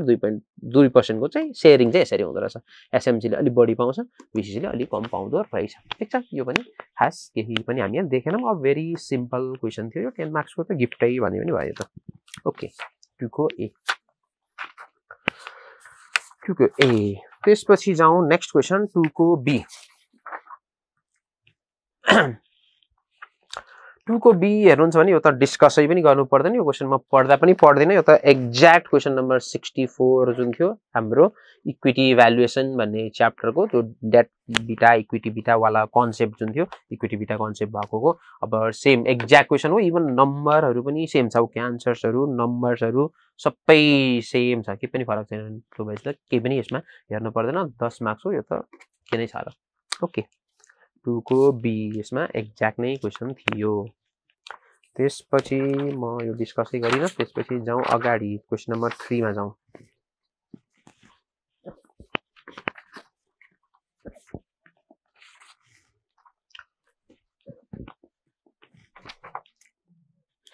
थ्री मा के छ 3 को ए हेरौँ है त ओके 3 को ए मा कुन क्वेसन छ ओके यो पनि डिस्कसै गर्नु पर्दैन यो पनि एक्ज्याक्ट नै रहेछ क्वेसन नम्बर 2 सरी 3 को ए ओके यो ठीक छ यो एक्ज्याक्ट क्वेसन नम्बर 2 छ ओके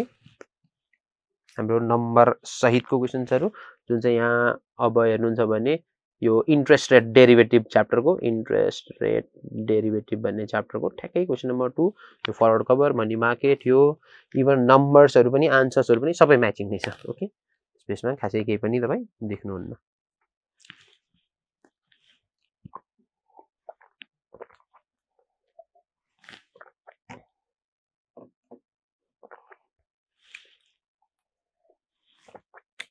ओके नेक्स्ट हेर्नुहुन्छ भने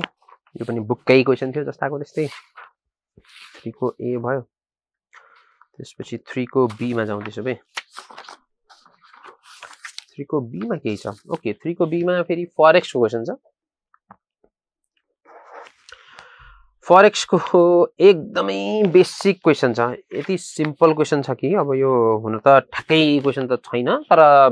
यो क्वेशन का हरेक पार्ट नै यो एकदम सामान्य बेसिक कुराहरु भनेर लगभग डिस्कसन हुने खालको क्वेशन छ 10 मार्क्स हो यो पनि एकदम एब्सोल्युट गिफ्ट यसपालि धेरै गिफ्टहरु थियो त्यही भएर यो यसपालि धेरै स्टुडेन्टहरुको एक्जाम छ धेरै राम्रो मार्क्स पनि आएको थियो ओके हेर्नु त जस्तै म सर र तपाईहरुलाई पढेर देखाइदियो ठीक एक्ज्याक्ट ठ्याक्कै नभएको हुनाले स्पट जुन छ यो रेट दिएको छ अनि 30 दिनको फरवर्ड 90 दिनको फरवर्ड 180 दिनको फरवर्ड भनेर यहाँ पोइन्ट्सहरु दिएको छ यसरी पोइन्ट दिने बित्तिकै हेर्नु यो अगाडि हाई त्यसपछि लो अगाडि हाई त्यसपछि लो अगाडि हाई त्यसपछि लो यो हाई लो स्टाइलमा छ यसको मतलब यो डिस्काउन्ट हो यसलाई माइनस गरेर तपाईले यसरी एडजस्ट गर्नुहुन्छ हामीलाई थाहा छँदैछ जस्तै यहाँ हेर्नु भने स्पटको 30 एउटा कुनै मैले निकालेर यहाँ हेर्यो भने जस्तै स्पट भनेको 1.4710 र 1.4810 छ भने अब माइनस गर्नु पर्यो र 65 छ यो 4 डिजिटसम्म छ यसलाई यसरी फिट गर्नुपर्छ 0.0065 यसलाई 0.0044 यसरी माइनस गर्नुपर्छ यो हामीलाई थाहा छँदैछ अनि त्यसपछि चाहिँ तपाईको आउँछ यो जस्तै यो 30 दिनको भने यसरी यो रिजल्ट चाहिँ तपाईले पाउनुहुन्छ यो 30 डेजको 1.4645 यो माइनस यो र यो चाहिँ 1.4766 त्यही भएर यो हाई लो स्टाइलमा छ सबै नै त्यस्तै छन् सबै नै डिस्काउन्टमा हो यो 90 दिनको पनि 180 दिनको पनि यसै गरी निकाल्ने हो यो फर्स्टमै त्यही छ requirement determine the outright quotations for GBP हो मतलब यो जीबीपी को फरेन एक्सचेन्ज डीलरको यस्तो रेट दिएको छ अब यो रेटबाट यो कोटेशन के हो निकाल भनेको छ फर्स्ट पार्ट सक्यो सेकेन्डमा what was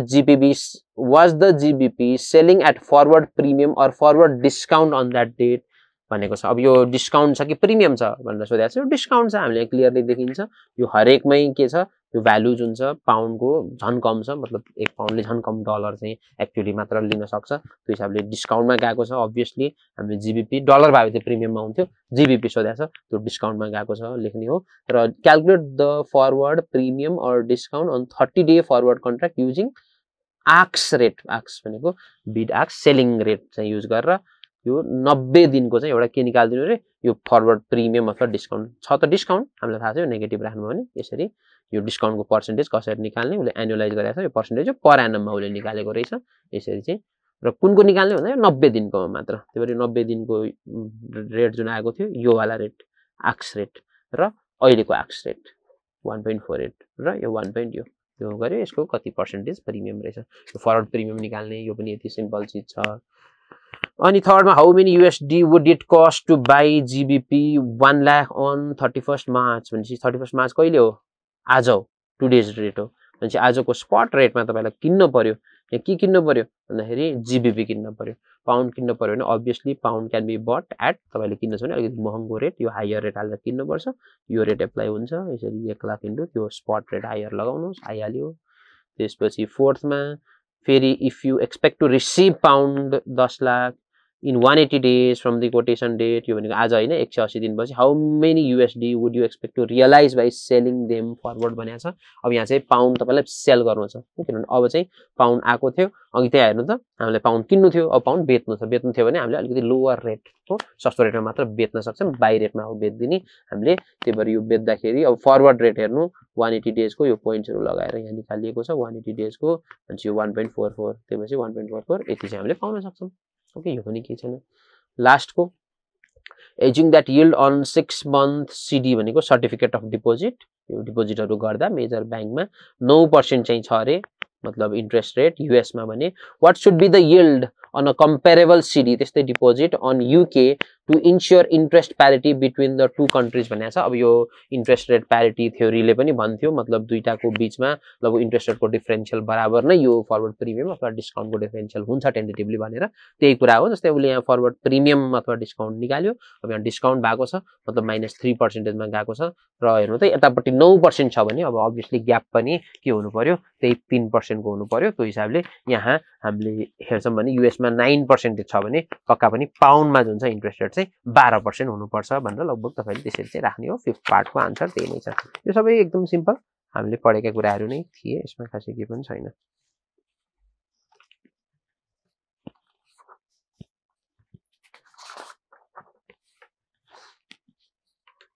okay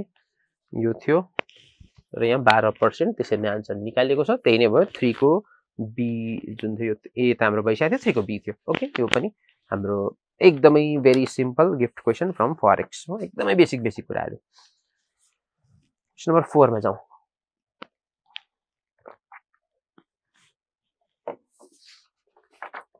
okay question number 4 चाहिँ थ्योरी हो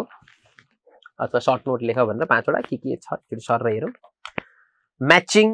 अथवा यो नेटिङ भन्ने पनि हामी पढ्ने गर्छौं एकदम सिमिलर टर्म हो लगभग उही हिसाबले सिनोनिमको हिसाबले पनि तपाई एक्सप्लेन गर्न सक्नुहुन्छ अब यहाँ उले अलि स्लाइट डिफरेन्स हुन सक्छ भनेर केही भने त छ जस्तै नेटिङ र म्याचिङको बीचमा अब म्याचिङ जस्तै नेटिङ चाहिँ अब युजुअली विदिन कम्पनी मात्र होला अब म्याचिङ चाहिँ जताततै हुन सक्छ थर्ड पार्टीहरु सहित भनेको छ अब ठ्याक्कै त्यसरी डिस्टिंक्सन गरिन्छ नै सबै ठाउँ भन्ने छैन गर्न सक्नुहुन्छ नभए उही नै हिसाबले म्याचिङ भने त्यही क्याश फ्लोजहरु फरेन एक्सचेन्जहरु तपाईको रिसिभेबल छ पेएबल छ त्यो सबै नेट गर्ने म्याचिङ गर्ने र त्यही अनुसार हेजिङ गर्ने अरु सबै कुराहरु गर्ने त्यही टर्म हो एकदम जानिराखेकै थ्योरी भइहाल्यो अर्को डिभिडेन्ड सिग्नलिङ हाइपोथेसिस भनेको छ यो डिभिडेन्ड सिग्नलिङ मतलब एक्चुअली जुन डिभिडेन्ड डिसिजन्सहरु हाम्रो हुन्छ अब त्यसले कसरी के सिग्नल दिनलाई युज गर्न सकिन्छ त भन्ने सम्बन्धको केही कुराहरु छ जस्तै फर एक्जाम्पल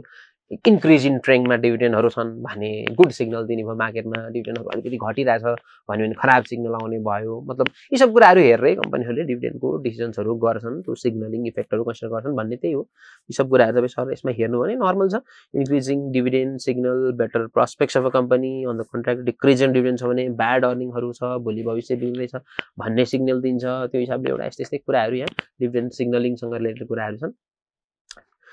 ओके अनि अर्को तेस्रो यो चाहिँ अब थोरै अलिकति नयाँ हुन सक्छ जस्तै भ्यालु कस्ट एभरेजिङ VCA भनेको छ यो एभरेजिङ अथवा यो जुन हामी भन्छौं नि हो स्टक मार्केटमा पनि मान्छेहरुले भनिरहन्छन् एउटा शेयर किने मैले हो कतिमा किने 1000 मा किने पछि भाउ घटेर हो अहिले त 600 मा आएछ एभरेजिङ गरौँ कि क्या हो मतलब अब फेरि किनेर मेरो कस्ट यसरी एभरेज गराएर घटाउँ कि क्या हो जुन भन्छन् अब त्यही कन्सेप्ट मतलब त्यो अलिकति सिस्टमैटिकली गर्ने लगभग कन्सेप्ट हो यो भ्यालु कस्ट एभरेजिङ हो यो चाहिँ नर्मली कस्तो भने जस्तै यसले के भन्छ भने तपाईलाई सर्टेन केही अमाउन्ट लगानी गर्नु छ हेर्नु ओभर लङ पिरियड जस्तै लगानी गर्नु छ एउटा सब फर एक्जाम्पल 12 लाख रुपैयाँ तपाईले लगानी गर्नु छ कुनै एउटा स्टकमा हो 12 लाख रुपैयाँ तपाईले जुटाउनु भएको छ लगानी गर्न चाहनुहुन्छ हो तपाई एकैचोटी एकै वर्षमा नलाउने एभरेजिङ अथवा यो स्टाइलमा गर्दाखेरि के गर्ने भन्दाखेरि फर एक्जाम्पल 1 इयरमा यो 12 लाख लगाउँछु भन्ने तपाईको टार्गेट छ ओके त्यो छ भने अब के गर्नु होला भन्दाखेरि ल हरेक महिना 1 लाख 1 लाख 1 लाख 1 लाख गरेर 12 महिनासम्म पनि फिक्स लगाउन सक्यो हो त्यो गर्दै जाँदा त्यो पनि गर्न सक्यो तर यो भ्यालु कस्ट एभरेजिङमा चाहिँ बरु के भनिन्छ भने नि अब मार्केटको ट्रेन्ड हेरेर जस्तै बढ्दै जान्छ कि घट्दै जान्छ कि त्यो अनुसार मतलब चेन्ज गर्ने यो अमाउन्टहरु सधैँ फिक्स नलगाउने के गर्ने जस्तै फर एक्जाम्पल जस्तै मार्केट अप ट्रेन्डमा गइराख्यो बढिराख्यो भने के गर्ने जस्तै अब यहाँ 1 लाख लगाउनु हो अर्को महिना अलिकति बढाउने 1.5 lakh 2 lakh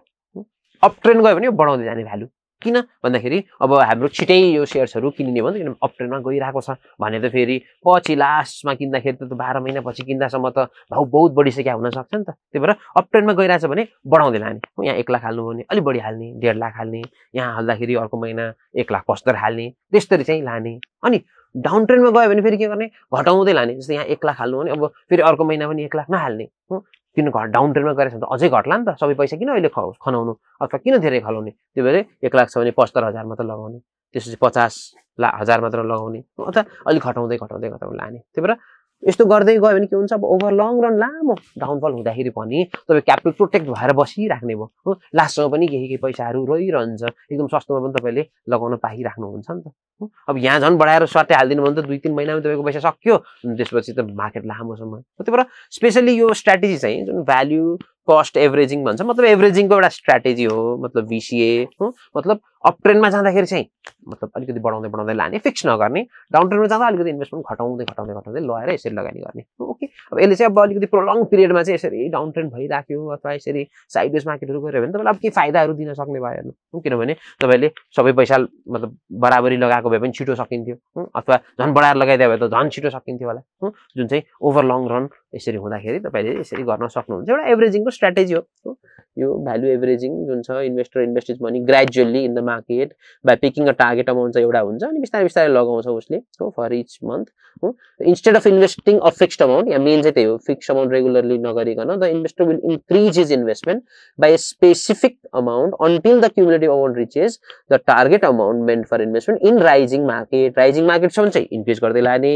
but the when market is in declining state the investor will gradually decrease his investment by specified amount until the cumulative amount reaches the target amount meant for investment मतलब घट्दै गयो भने अलिअलि घटाउने बढ्दै जान्छ भने बढाएर यसरी एभरेजिङ चाहिँ लगभग गर्ने चाहिँ स्ट्र्याटेजी ओके यो त्यही नै भयो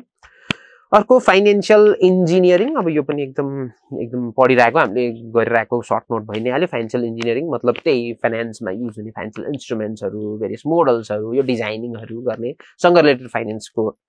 डिसिप्लिन हो ओके यही कुराहरु चाहिँ यहाँ तपाईहरु सबै हेर्नु भए हुन्छ यो डी भयो त्यसपछि अर्को हाम्रो थ्योरी थियो 5 वटा थ्योरी आउँथ्यो नेक्स्ट अर्को कुन छ ओके लास्ट एउटा थ्योरी ओके ट्रेनर्स इन्डेक्स अथवा ट्रेनरको रिवार्ड टु भोलाटिलिटी मेजर भनेको छ यो पोर्टफोलियो म्यानेजमेन्ट च्याप्टरमा हामीले पढेकै कुरा भयो ट्रेनरको इन्डेक्स कसरी निकालिन्छ त त्यसलाई यो रिवार्ड टु भोलाटिलिटी मेजर अथवा रेशियो भनिन्छ भन्ने कुरा यो ट्रेनरको रेशियोसँग रिलेटेड कुराहरु यसमा थियो यसमा पनि खासै केही छैन ओके फाइन नेक्स्ट क्वेशनमा जाउँ त्यसमा क्वेशन नम्बर 5 हेरिहालौं 5 को ए मा के छ हेरौं ओके ए फेरि एकदम एक्ज्याक्ट नै छ क्वेशन नम्बर 4 यो म्युचुअल फन्ड भन्ने च्याप्टर हाम्रो जुन थियो त्यसको जस्ताको त्यस्तै नै छ मिन्स अब यसमा नम्बर फिगर सबै ओके सबै नम्बर पनि त्यही छ आन्सर पनि त्यही छ यसमा खासै के डिस्कसै गर्नु पनि पर्ने म देख्दिन क्वेशन नम्बर 5 को ए त्यही नै भयो ओके 5 को बी हेरौँ है त त्यसपछि अर्को लेट्स मुभ टु 5 को बी बी मा के छ एक्ज्याक्ट कुनै क्वेशन छ कि के छ ओके बी मा चाहिँ अब यो पनि एक्ज्याक्ट हामीले ठ्याक्कै क्वेशन नै सेमै त छैन नम्बर्सहरु त्यस्तो त तर यो पनि फेरि जुन हामीले पोर्टफोलियो म्यानेजमेन्ट च्याप्टरमा पढेको टेम्पोररी डिसइक्विलिब्रियमको कन्सेप्ट जहाँ अल्फा क्याल्कुलेसन गर्ने कन्सेप्ट थियो त्यही अल्फा निकाल्न भनेको छ हो एक्सपेक्टेड रिटर्न र रिक्वायर्ड रिटर्न त्यो दुईटाको डिफरेन्स रिक्वायर्ड रिटर्न मतलब सीएपीएम अनुसार जुन निकाल्ने रिटर्न र एक्सपेक्टेड यहाँ दिएकै छ फोरकास्टेड रिटर्नहरु यहाँ दिएको छ अब सीएपीएम अनुसार जुन risk free rate plus beta RM minus R risk free वाला रिटर्न चाहिँ तपाईले हरेकको निकाल्न पर्यो स्टकको त्यसका लागि मार्केटको रिटर्न दिएको छ यहाँ कतै दिएको छ हैन त मार्केट रिटर्न 14.5 यो दिएको छ अनि रिस्क फ्री रिटर्न यहाँ दिएको छ 6% यो पनि दिएको छ यो रिस्क फ्री 6 भइहाल्यो भने एउटा बीटा दिएको छ भन्दाखेरि अब सिधै हरेकको बीटा त दिएको छैन बीटा निकाल्न चाहिने कोभेरियन्स बिट्विन स्टक र market by standard deviation of मार्केटको स्क्वायर हो